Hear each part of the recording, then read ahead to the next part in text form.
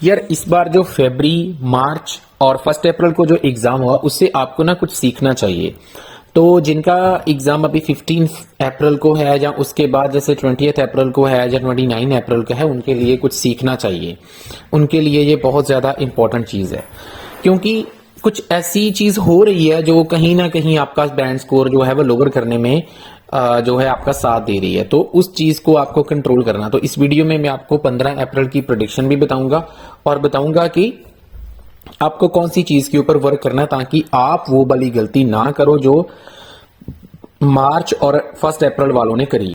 तो अगर हम प्रेडिक्शन की बात करें तो ओवरऑल जो एग्जाम का लेवल है वो इजी मॉडरेट ही रहेगा, क्योंकि आप लोग जानते हैं कि ये वाला जो एग्जाम है ये सिर्फ और सिर्फ एकेडमिक वाला एग्जाम है।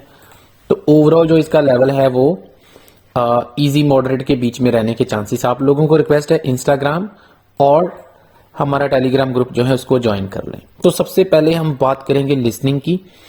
लिसनिंग का लेवल इजी रहने के चांसेस हैं, आपको कोई घबराने की जरूरत नहीं। आप पिछले अगर हम 8 से 10 एग्जाम का लेवल चेक करें तो लिसनिंग बहुत ज़्यादा इजी आ रही है, कोई प्रॉब्लम नहीं है।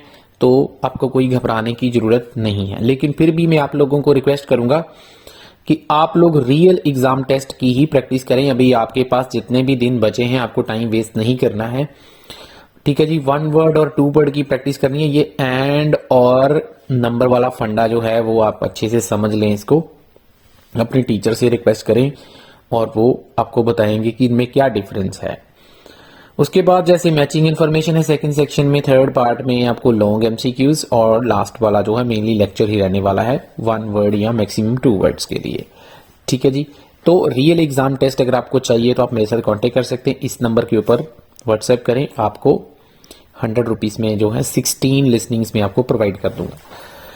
अगर हम बात करें रीडिंग की तो लेवल इसका भी इजी मॉडरेट के बीच में ही रहेगा। इसका रीज़न भी मैं बता देता हूं। और आप लोग जो 20 अप्रैल को जिनका एग्ज़ाम है या 29 को है, उनको भी मेरी रिक्वेस्ट है कि वो भी लिसनिंग जो है वो बाय कर सकते हैं, आप वो भी प्रैक्टिस स्टार्ट कर सकते हैं अपनी।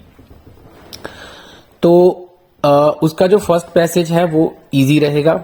उसमें 2 टाइप के क्वेश्चन जैसे ब्लैंक्स और उसके साथ ट्रू फॉल्स नॉट गिवन आपको देखने को मिलेंगे। सेकंड पैसेज में लिस्ट ऑफ हेडिंग आप चेक करो, पिछले 5-6 एग्जाम लगातार लिस्ट ऑफ हेडिंग आ रहे हैं। तो भाई साहब आप लोग अपने लिस्ट ऑफ हेडिंग के ऊपर अच्छी पकड़ बनाएं, ठीक है जी। समरी कंप्लीशन, राइटर ओपिनियंस वगैरह आ सकते हैं। थर्ड पैसेज थोड़ा सा मॉडरेट टू डिफिकल्ट हो सकता है, तो इसके लिए थोड़ा सा तैयार रहें अपने आप को। लॉन्ग एमसीक्यू हो सकते हैं, yes no not given, sentence matching या फिर डिफिकल्ट वाली जो बॉक्स वाली ब्लैंक्स होती हैं वो आपको देखने को मिल सकती है। अब इसका हल क्या है? अभी जैसे आपने देखा कि अभी रिसेंटली जो एग्जाम हुआ उसमें हमारे पीडीएफ से ही 2 पैसेजेस देखने को मिले थे। तो आप लोगों को मैं रिक्वेस्ट करूंगा कि अगर आपको भी वो वाला पीडीएफ चाहिए जो अप्रैल में आए हैं एग्जाम या मार्च में आए हैं, तो आपको मिल जाएगा। उसके लिए आपको 200 रुपीज़ जो हैं वो पे करने होंगे, ठीक है। ये नंबर आपको स्क्रीन के ऊपर दिख रहा है, आपको मैं रीडिंग दे दूंगा। और जिनका एग्जाम 20 को है वो भी बाय कर सकते हैं, 29 वाले भी बाय कर सकते हैं, कोई दिक्कत नहीं है। आप लोगों के लिए काफ़ी अच्छा उसमें मटेरियल अवेलेबल है, ठीक है जी। उसके बाद अगर हम बात करें राइटिंग की, ये वाला जो मॉड्यूल है ये दिक्कत कर रहा है, बहुत सारे स्टूडेंट के मार्क्स नहीं आ रहे हैं। तो इसीलिए मैंने आपको बोला है कि आप लोगों को इस मॉड्यूल के ऊपर बहुत अच्छे से फोकस करना है जितने भी डेज आपके पास बचे हैं। तो अगर हम बात करें इसके एग्जाम लेवल की तो इजी मॉडरेट रहने के चांसेस हैं, ठीक है। टास्क 1 में बार पाए या फिर कॉम्बिनेशन आने के चांसेस हैं। टास्क 2 की अगर हम बात करें तो डिस्कस बोथ व्यूज, और ये जो कैटेगरी है टू व्हाट एक्सटेंट एग्री और डिसएग्री, हायर चांसेस हैं कि ये वाला आने के चांसेस हो सकते हैं।